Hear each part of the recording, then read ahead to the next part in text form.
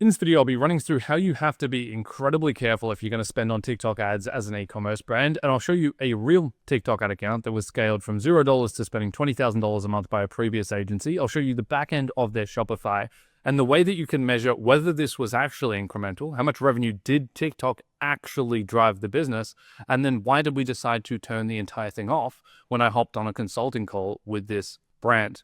So firstly, I want to provide as much context as possible. So let's zoom out and go back to the month of Jan. So the previous agency that was running this ad account decided to start spending on TikTok, and they were spending $600. And if we look at the core metrics here, CPCs are okay. They're not great. They're about the same as Facebook. CPMs are great because it's TikTok.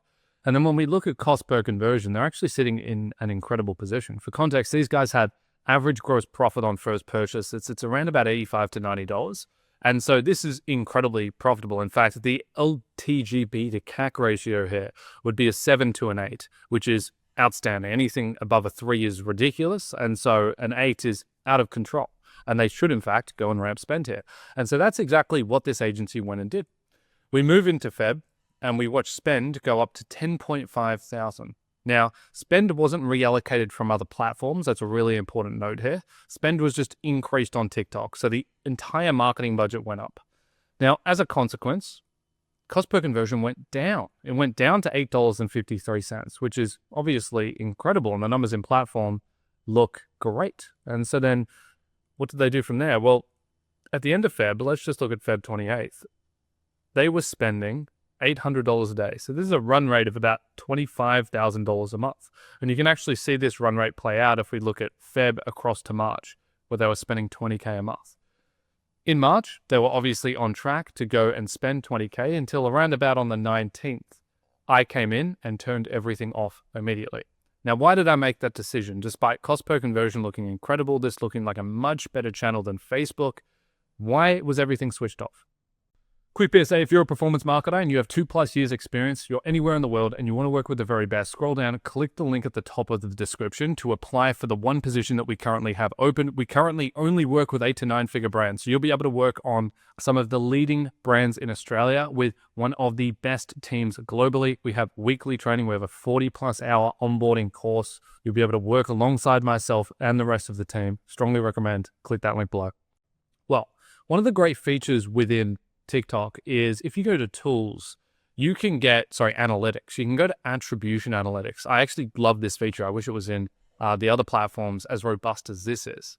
And when we go in here, what you can then see is all of your attributable events, as well as what the actual attributed click-through window was from 1 day all the way to 90, and then the same for view-throughs. So you can get a really comprehensive understanding of how these conversions are actually getting attributed to the platform and therefore whether it's incremental or not. Now, this isn't a really good snapshot, and we're going to see that in a second when we dive into the back end of Shopify. And I'm actually going to show you how this is flawed, but I still do like this in premise, so let's take a look at it. When we have a look, we can see that completing payment, which is obviously purchase, if we go to click through 7 day, there's 158 purchases. But if we go back to the account for a second and we have a look at how many conversions there were, there was 1.1 thousand. What's the disparity here? Well, the disparity is that majority of these campaigns were optimizing for add to carts. Now, some of them are even optimizing for view content. And so this campaign right here, 449 clicks, 206 conversions. Why? Because half of the people that clicked actually cached the pixel on the website and loaded a view content. And so the cost per conversion metrics that we're looking here in the conversion data is actually completely flawed. We can't trust anything at the campaign level because of the way that this agency was structuring the campaigns. And now this wasn't being communicated. And in fact, I think this was actually misleading their own team. I think they were looking at cost per conversions and going, this is really healthy, despite it not actually being a material purchase. Now, to make things worse, if we just look at add to carts, for example, because majority of these campaigns are optimizing for add to carts, 326 of these are a view through. Now, a view through indicates that the user didn't actually click on the ad, which means that they were probably just served an ad when they were already in the middle of the purchasing journey because they'd interacted with the website before. And so TikTok had gone and just retargeted this user. And it might not have been incremental at all. Now, could have been And I can't sit here and say that all 326 of these purchases had nothing to do with the fact that they saw an ad on TikTok. It probably pushed a couple of these people over the line, for sure, to go and click that add to cart button, but majority of them didn't. They were already heavily through their purchasing journey and they were going to buy regardless. And so generally speaking, to make the numbers as clear as possible, we want to remove those view-through conversions. And so when we look at clicks, the number comes down to 881. When we come to one-day click, it comes even lower, but one-day click's normally going a little bit too aggressive and actually lacks the true incrementality of the conversion. And so from 1.1 thousand, we get down to 800. Once we go to purchases from the ads, we can see there's 237, but we go to 7-day click and you get down to 158. And so TikTok is claiming 158 purchases, $82 CPA, which is about break even for this brand, and $23,000 in revenue. Now, regardless, they're spending $20,000 a month for $23,000 in revenue. That is a terrible exchange, and I'm not actually sure why this agency was ramping spend. I think it was a presupposition that TikTok is very top of funnel and we're not going to get direct attributed purchases, which I think is a relatively okay conclusion to make if you run this in a controlled incrementality test way. And it's a bigger brand, but because this brand isn't really that big, they're doing like $2 million a year-ish, I don't see a good argument to go outside of direct response marketing and to go to top of funnel efforts and allocate this much spend. And for context, $20,000, their total budget is 60. And so it's 33% of media spend is going into a top of funnel effort that's not driving a direct ROI. That personally just makes no sense to me. But it gets even crazier when you go into the back end of Shopify. Now, Shopify is notoriously bad for attributing UTM parameters in this specific report of total sales. But it's kind of the best we can do for now. I don't have GA4, and so this is going to give us a bit of an idea for last click attribution to a platform. And what you can see here is over the last 30 days, we have $3.7 thousand attributed to TikTok. Doesn't look good, doesn't look very convincing. I would want at least $10,000 to be attributed here. Half of what the platform's claiming, I'd want at least. And for context, let me minimize myself. That is 42 orders. As a reminder, the platform was claiming with 7-day click 158. And so that's off by about a factor of 3.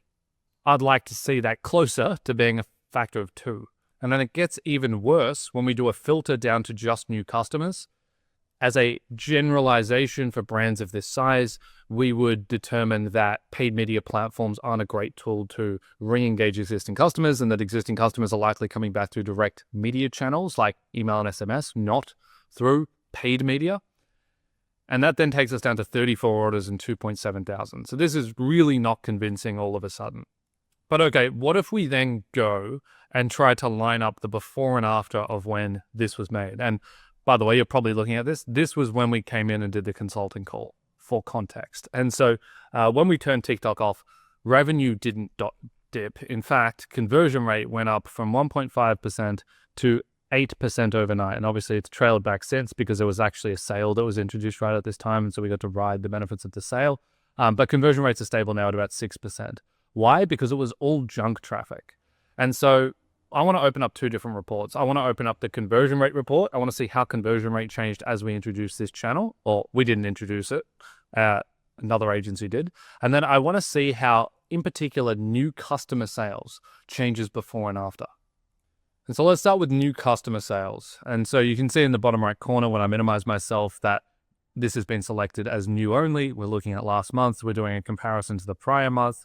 We're doing the period-on-period comparison because right before Feb 1st, they were spending $600 and then they went and ramped to $10,000. And then about mid-Feb was when they really started cranking it even further and they were at about a 20K run rate. When we look at this, firstly, we're looking at net sales and shipping charges. Shipping charges is immaterial, so we're just going to look at net sales. And we can also look at orders.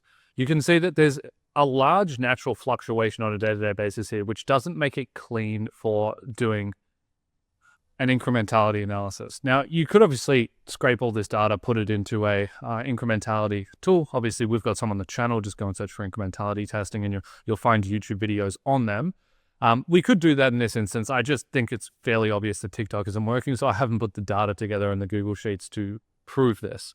And I think it's been proven because we turned TikTok off and nothing happened to revenue. In fact, revenue actually just went up. But if we have a look here, net sales up 6%. So spend was increased by $20,000, which prior to that, they were spending $40K across Meta and Google. So now they're spending $60. So that's a 50% increase in spend. And net sales increased by 6%. Not very convincing. Now, orders are up. Okay, well, that's actually interesting because orders are up substantially, but average order value has dipped. So maybe, obviously, TikTok is driving low average order value orders. I could see that being realistic, but at the end of the day, I don't really care about high volumes of low average order value. I more so care about actually driving revenue, as that's what's going to pay down CAC. Now, what about conversion rates? Well, if we come and have a look at conversion rates, they dipped by 54% in this month. We can see sessions went up 63%. And so sessions went up 11,000. How does this compare to TikTok? Well, TikTok drove 9.8 thousand clicks. And so this seems pretty in line with the increase from TikTok. Almost all of that incremental session growth has come from the spend on the TikTok platform. Now, interestingly, sessions with cart additions actually went down. So despite sessions almost doubling, right? They went from 18,000 to nearly 30,000. The amount of people that added to cart went down. Less people put items in their cart. This is a really good predictive indicator for quality of traffic. In fact, there's actually 3 good predictive indicators for quality of traffic that you should probably note down. Number 1 is time on site. What's the average session duration of users as you put them on site? If they're terrible bot users or low intent, they'll just bounce within sub 3 seconds. If they're high intent, they'll stick around for 10, 15 seconds. So you want to look at that. Number 2, you want to look at add to cart rates. Add to cart is a step prior to purchase. It's further up the funnel. And so that's what we're doing when we're trying to measure intent. We're looking up the funnel and trying to see intent signals. And so that's a second really good one. And then a third really good one is pop-up form fill rate. And so when you have a pop-up form on the site that triggers 5-10 seconds in that says, hey, get 10% off your order, the percentage fill rate of that of people that hit the site is also a really good measure of the intent of the quality of traffic. And also delineating that down into traffic source is incredible as well. And so you can look at the percentage of pop-up forms filled out by TikTok reference traffic, referral traffic, and then see, is it at the usual or is it significantly lower? If it's significantly lower, that's not high quality traffic. These people have no intent of buying. It might just be bots. I don't know what it is, but it's not good. And you're paying for it. Reach checkout went down even further. So not only did add to carts go down, reach checkout went down even further. Sessions completed was up, which is interesting. And so from checkout to purchase, we actually saw a better drop off there. And so that's, oh, sorry, I'm wrong. It actually went down. My bad. It went down from 969 to 721. And so overall, everything dropped here. The entire website got worse despite spending $10.5 thousand on TikTok. And then obviously the agency just decided to crank this up to $20,000 in the following month, which was going to bankrupt this business. If you look at blended CAC over time here, obviously you can see cohort sizes dipping substantially. And so people are buying less and less as less new customers. Blended CAC inflated to $118. In the month of March, this was on track for $210. One of the primary drivers of that being cranking up TikTok spend. LTGP to CAC. So gross profit on first purchase, as I alluded to previously, which sits at now for this month, it'll sit at about $85 due to some restructuring. But back here, it was $70 to $60. The profit on first purchase is half of the cost to acquire a customer. So their LTGP is 0.48. This is a business that will go bankrupt if they continue like this, really for another 60 to 90 days. The amount of cash required to be able to sustain this kind of acquisition strategy is unheard of. And it all came down to the fact that this agency went into TikTok, started running ads, thought, cost per conversion looks good, or TikTok seems to be driving about $24,000 in revenue when we look at attribution. Okay, that's like a 1x, 1.1x. maybe they think that's fine to operate on a 1 ROAS, or maybe they're thinking this is really top of funnel, and so it's probably higher than that. TikTok probably under attributes. And so we're going to continue spending. Not only that, we're going to go and crank spend up 2 to 3x, and 50% of paid media spend, which is what they're on track for in March, is just going to be in TikTok. Really damaging way to approach an account. And to be very, very careful. And this is really a massive PSA on attribution in TikTok, and a massive PSA to do not just go and crank spend if things look good in platform. Make sure that the back-end metrics are following. If conversion rates are down, if you're getting less add to carts, if you're getting less reach checkouts, if you're getting less purchases, if your revenue's lower, it's probably not working. Probably don't go and spend more on the platform. No matter how much on this channel we talk about incrementality testing models and putting these things together and all the complexities, this is really just the basics. You don't need any complicated Excel sheet or build to be able to figure this out. It's, we went and spend an extra 50% or 20 grand. Did we make any more money? No. Don't do that again.